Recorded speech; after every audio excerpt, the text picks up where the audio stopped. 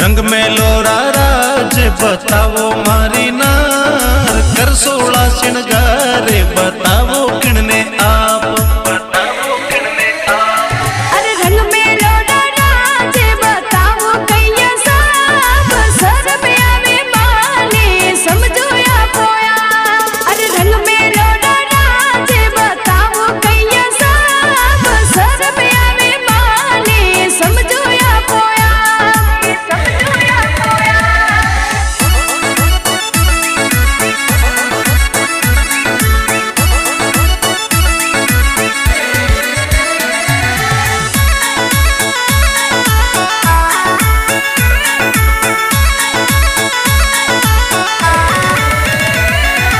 लंबो काड्यो घूंघटो किणसूरा को लाज चांद जड़ी सूरत गोरी पड़दो सोवे नाय।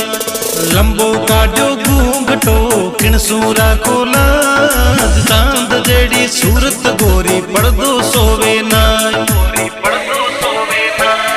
अरे नारी रोहे माने घूंघटे सोवे साफ धीरे धीरे घूंघटे में निरकड़ तो भरता।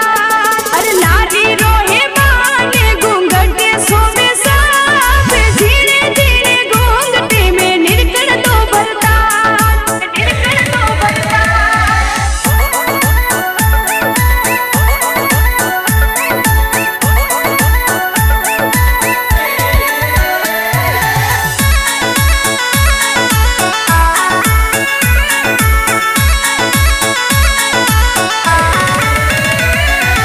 रंग में लोरी सुगंध देवे हेरी जाय गुण चंदन रो बागे लगायो अठे आज।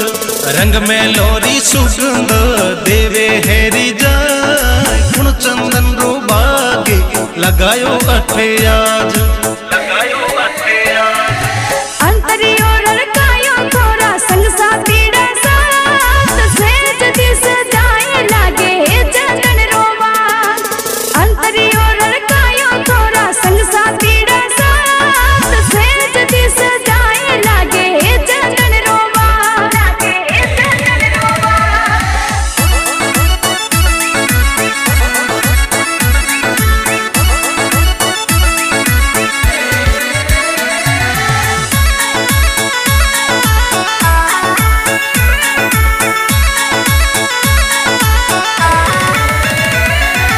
रंग में लोरा रूप रो कई करू बखान रंग में लो सु रंगीली हो मारी करनार। रंग में लोरा